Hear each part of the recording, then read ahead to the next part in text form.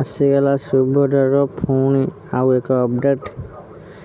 ଯେଉଁ ମହିଳାମାନଙ୍କର ଗାଡ଼ି ଅଛି ଆଉ ତାଙ୍କର ରାସନ କାର୍ଡ଼ ଅଛି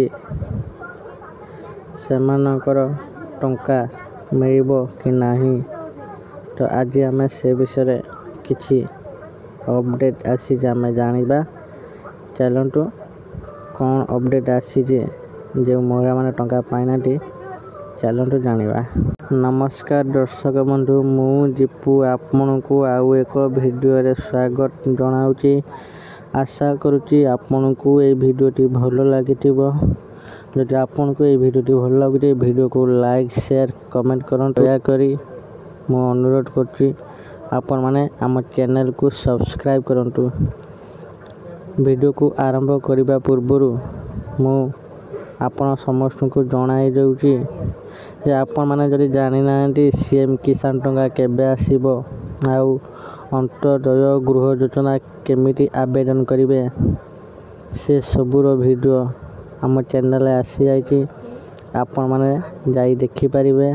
ଆଉ ଏଇ ଭିଡ଼ିଓ ଡିସ୍କ୍ରିପସନ୍ ବକ୍ସରେ ଆମେ ସେ ଭିଡ଼ିଓ ଲିଙ୍କ୍ ଦେଇଦେବୁ, ଆପଣମାନେ ଯାଇ ଦେଖିପାରିବେ। ଏବେ ଆମେ ଭିଡ଼ିଓକୁ ଆରମ୍ଭ କରିବା। ସୁଭଦ୍ରା କିସ୍ତିକୁ ନେଇ ପୁଣି ଅପଡେଟ୍। ଯେଉଁ ମହିଳାଙ୍କର ଗାଡ଼ି ଓ ରାସନ କାର୍ଡ଼ ଅଛି ସେମାନଙ୍କୁ ଯୋଗ୍ୟ ବିବେଚିତ ହେବେ କି ନାହିଁ ଆଉ ରାକ୍ଷୀ ପୂର୍ଣ୍ଣିମାରେ ସେମାନଙ୍କୁ ଟଙ୍କା ମିଳିବ କି ନାହିଁ ଜାଣିବା। ଚାଲନ୍ତୁ। ଉପମୁଖ୍ୟମନ୍ତ୍ରୀ ପ୍ରଭାତୀ ପରିଡ଼ାଙ୍କ ବଡ଼ ସୂଚନା। ଯୋଗ୍ୟ ବିବେଚିତ ହେଲେ ଯାଇ ରାକ୍ଷୀ ପୂର୍ଣ୍ଣିମାରେ ମିଳିବ ସୁଭଦ୍ରା ଟଙ୍କା। ଆପଣମାନେ ଯେତେ ପର୍ଯ୍ୟନ୍ତ ଯୋଗ୍ୟ ବିବେଚିତ ନ ହୋଇଛନ୍ତି ତ ଆପଣଙ୍କ ଆକାଉଣ୍ଟକୁ ସୁଭଦ୍ରା ଟଙ୍କା ଆସିବ ନାହିଁ। ତେଣୁ ଆପଣମାନେ ରାକ୍ଷୀ ପୂର୍ଣ୍ଣିମାକୁ ଅପେକ୍ଷା କରନ୍ତୁ। ଯଦି ଆପଣ ଯୋଗ୍ୟ ବିବେଚିତ ହେଲେ ତ ଆପଣଙ୍କ ଆକାଉଣ୍ଟକୁ ଟଙ୍କା ଆସିବ। ମାର୍ଚ୍ଚ 8ରେ ଦ୍ୱିତୀୟ କିସ୍ତି ପରେ ସୁଭଦ୍ରାକୁ ନେଇ ଆସିଲା ବଡ଼ ଅପଡେଟ୍। ଉପମୁଖ୍ୟମନ୍ତ୍ରୀ ପ୍ରଭାତୀ ପରିଡ଼ା କହିଲେ, ଯେଉଁମାନେ ଦ୍ୱିତୀୟ କିସ୍ତି ପାଇବାରେ ବିଫଳ ଅଛନ୍ତି ସେମାନଙ୍କ ପାଇଁ ଆମେ ଚିନ୍ତିତ ଅଛୁ।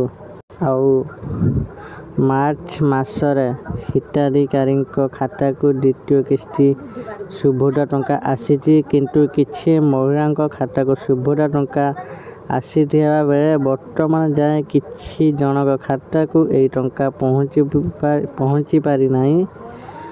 ସୁଭଦ୍ରା ଟଙ୍କା କେବେ ଆସିବ କି ଆସିବ ନାହିଁ ସେ ନେଇ ଏବେ ବି ଦ୍ୱନ୍ଦ୍ୱରେ ଅଛନ୍ତି କିଛି ହିତାଧିକାରୀ।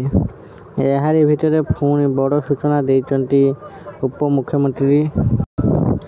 ଉପମୁଖ୍ୟମନ୍ତ୍ରୀ କହିଛନ୍ତି ଯେ ସୁଭଦ୍ରା ଦ୍ୱିତୀୟ କିସ୍ତିରୁ ଏବେ ବି 1 ଲକ୍ଷ ମହିଳା ବଞ୍ଚିତ ଅଛନ୍ତି। ରାସନ କାର୍ଡ଼ ଓ ଇନକମରେ ତାଳମେଳ ଖିଲାପି ଯୋଗୁଁ 1 ଲକ୍ଷ ମହିଳାଙ୍କ ଖାତାକୁ ଟଙ୍କା ପହଞ୍ଚି ପାରିନାହିଁ। ସେଥିପାଇଁ ଆମେ ଚିନ୍ତିତ ଅଛୁ। ମାର୍ଚ୍ଚ 31 ପରେ ହେବ 1-to-1 ସର୍ଭେ। ରାକ୍ଷୀ ପୂର୍ଣ୍ଣିମାରେ ବଞ୍ଚିତ ଯୋଗ୍ୟ ହିତାଧିକାରୀ ପାଇବେ ଦ୍ୱିତୀୟ କିସ୍ତିର ଟଙ୍କା।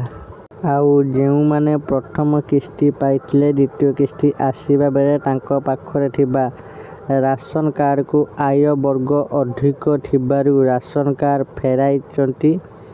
ସେହି କାରଣରୁ 1 ଲକ୍ଷ ମହିଳାଙ୍କୁ ଅସୁବିଧା ଭୋଗ କରିବାକୁ ପଡ଼ିଛି ବୋଲି କହିଛନ୍ତି ଉପମୁଖ୍ୟମନ୍ତ୍ରୀ ପ୍ରଭାତୀ ପରିଡ଼ା। କିଛି ମହିଳା ତାଙ୍କ ଭିତରୁ ଗାଡ଼ି କିଣିଛନ୍ତି। 5 ଏକର ଜମି ନଥାଇ ଧାନ ମଣ୍ଡିରେ ଅଧିକ ଧାନ ଦେଇଛନ୍ତି। ଏ ଯେଉଁ ଅସୁବିଧା ହିତାଧିକାରୀ ଚୟନ ପ୍ରକ୍ରିୟାକୁ ଚ୍ୟାଲେଞ୍ଜ କରିଛି। ସେ କାରଣରୁ 1 ଲକ୍ଷ ମହିଳାଙ୍କ ରିଭ୍ୟୁ ଚାଲିଛି। ରକ୍ଷାବନ୍ଧନ ସମୟରେ ଯେଉଁମାନେ ତାଙ୍କ ଭିତରୁ ଯୋଗ୍ୟ ହେବେ ସେହି ସମୟରେ ତାଙ୍କୁ କିସ୍ତି ଟଙ୍କା ମିଳିବ। ଆସନ୍ତା ମାର୍ଚ୍ଚ 31 ଯାଏଁ ସୁଭଦ୍ରା ଆବେଦନ ଅବଧି ରହିଛି। 21 ବର୍ଷ ଯାହାକୁ ହେଇଯିବ ସେମାନେ ଆବେଦନ କରିପାରିବେ। ଯେଉଁମାନେ ବଞ୍ଚିତ ରହିଛନ୍ତି 31 ପରେ 1-to-1 ସର୍ଭେ ହେବ। କ'ଣ କାରଣ ରହିଛି ଓ ସମସ୍ୟାର ସମାଧାନ ହେବ।